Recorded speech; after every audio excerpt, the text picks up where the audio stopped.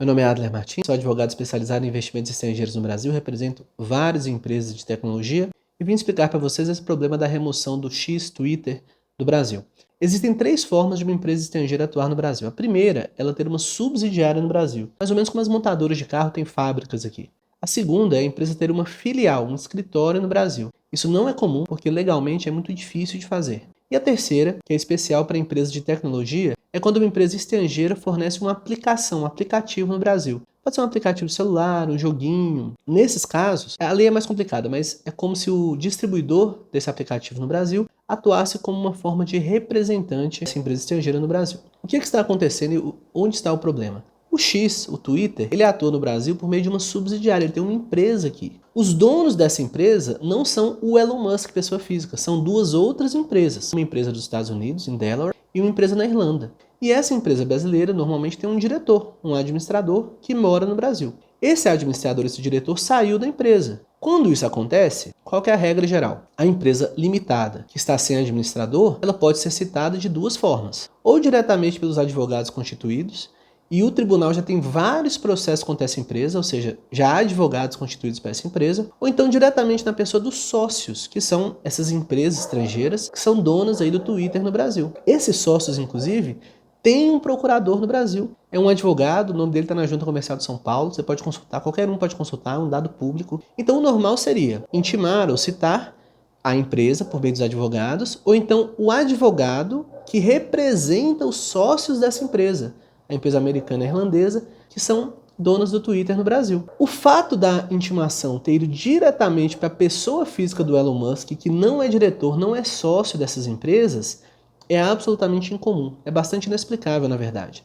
Seria como se você tem um problema aqui no Brasil com a American Airlines, aí você vai procurar a pessoa física que é dona ou cotista de um fundo de investimento que investe na American Airlines dos Estados Unidos, que por sua vez é dona da American Airlines no Brasil. Sendo que a American Airlines tem um CNPJ no Brasil. Então, o que todo mundo faz? Vou entrar na justiça no Brasil contra a American Airlines do Brasil. O que a gente está vendo aqui é uma tentativa de pular essa hierarquia, que é uma hierarquia natural, e ir direto na pessoa física controladora final de uma empresa que no fundo é brasileira, está constituída aqui. Então esse é o primeiro nível do problema. O segundo nível do problema é o bloqueio das contas da Starlink, que é uma outra empresa aqui no Brasil.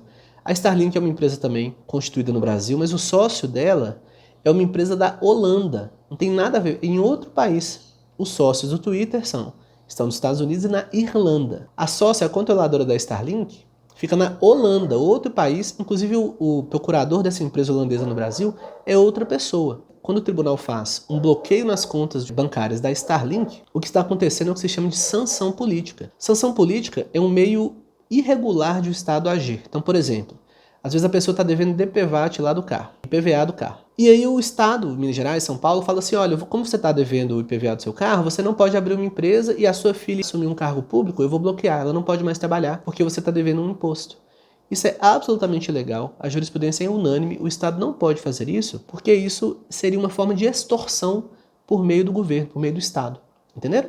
E essa questão da Starlink, então, é especialmente grave, por quê? Os ativos mais valiosos hoje, em termos monetários, são os ativos de propriedade intelectual. Know-how, patente, software, esse tipo de coisa. E o mundo está vivendo uma fase de investimento massivo, mas é massivo mesmo, são centenas de bilhões de dólares, é um dinheiro assim, então trilhões de reais sendo investidos, por exemplo, em inteligência artificial, hubs de inteligência artificial. Como é que eu, que sou advogado, vou chamar uma empresa estrangeira para investir 100 bilhões de dólares aqui, se nem a ordem processual, o rito processual de citações está sendo obedecido? É um assunto muito grave e o Brasil pode perder aí investimentos bilionários, perder a onda de investimentos da próxima década, porque não está sabendo tratar os seus investidores estrangeiros.